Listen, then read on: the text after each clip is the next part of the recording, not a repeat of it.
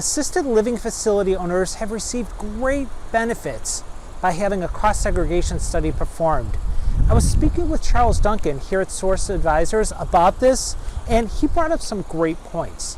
Charles, can you share some of those thoughts? Sure, Mike, I'd be happy to. Generally speaking, assisted living facilities fall under a category of residential real estate. Whereas normal commercial real estate depreciates over a 39-year period, residential real estate depreciates over a 27.5-year period. And there's really a two-part test that allows for this in the majority of cases for assisted living facilities. So they must have at least 80% of their gross real income generated from the dwelling units. So you can see in a situation where you have a mixed use development, that could be slightly off and you would end up with a different result. The second part of the test is that 50% of the dwelling units are leased on a non-transient basis. So if you have really quick turnover, which is not normally the case with an assisted living facility, then that would also put you into the category of commercial real estate with the 39-year life versus the 27.5-year life. The 39-year life's not necessarily a bad thing. It has its own advantages. But for our purposes, we're going to talk about a true assisted living facilities. They typically are very similar to apartment complexes.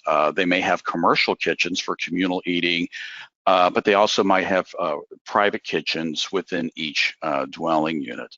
It's not uncommon for them to have nurses stations, bathing rooms, laundry facilities, swimming pools, physical therapy rooms.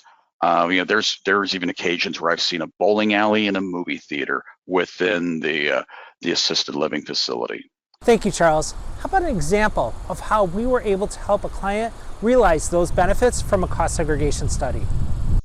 Sure, Michael. At the end of 2020, we performed a cost segregation study on a medium-sized assisted living facility. It was originally constructed in 2019, $16 million in capitalized costs, had 56 dwelling units, as well as a commercial kitchen, various lounges and activity rooms, nurses station, assisted bathing rooms, a physical therapy room, as well as administrative offices.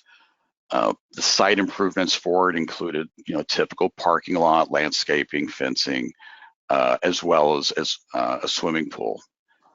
So it was a fairly straightforward study. Because it was placed in service in 2019, it is what we call a look-back study. So there was a slight catch-up in missed depreciation.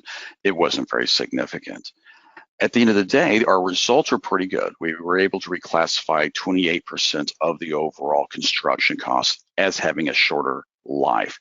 10% of that was into a 15-year life. That represents the land improvements, again, all the paving and the landscaping and the swimming pool.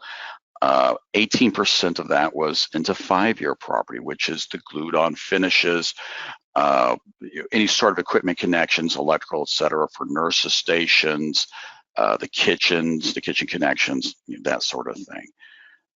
Because this was placed in service in 2019, it does qualify for 100% bonus depreciation in the first year for anything that we were able to reclassify, which again was 28% of the overall property in this case.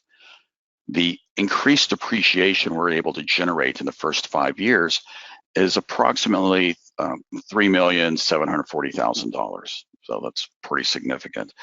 That translates into an increased cash flow in the first 5 years of $1.3 million. Wow, that's great. And if you're not sure if a cost segregation study can benefit you, contact me at the number below, and I'd be more than happy to speak with you. Thank you.